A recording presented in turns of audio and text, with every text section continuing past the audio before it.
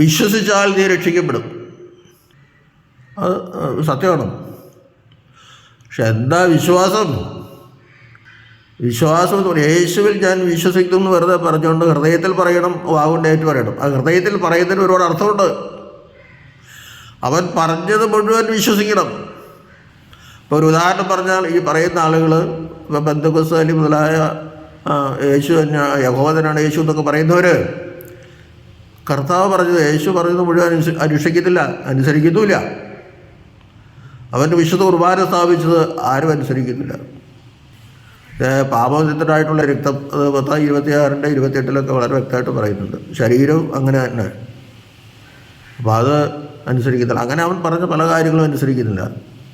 അങ്ങനെ അനുസരിക്കാതെ വരുമ്പോൾ ആ വിശ്വാസം പൂർണ്ണമല്ല. ഈ പഴയ നിയമം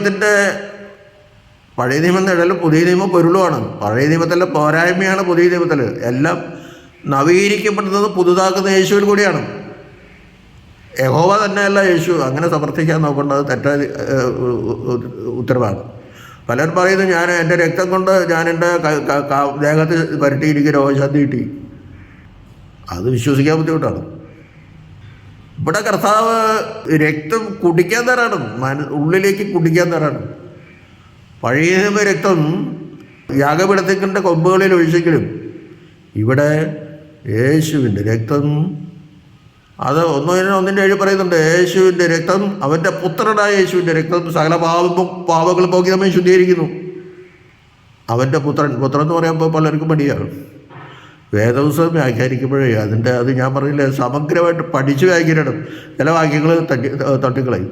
അവൻ ഓർമ്മിക്കാണ്ട് ചെയ്യാന്ന് പറഞ്ഞാൽ അവൻ 8:34 റോമർ 8:34 പറയുന്നു, അവൻ ഈ ആടിപ്പാടുകൾ കാണിച്ചുകൊണ്ട് പിതാവാ ദൈവത്തിന് ബലി സമർപ്പിക്കുകയാണ്. അപ്പോൾ നീ ഓർക്കണത് ഞാൻ ക്രൂശിൽ തൂക്കിയത് പിതാവിനെ ഓർമ്മയില്ലാതല്ല, നിങ്ങളത് അനുഷ്ഠിക്കണം. അത് അനുഷ്ഠിക്കണില്ല അവർ.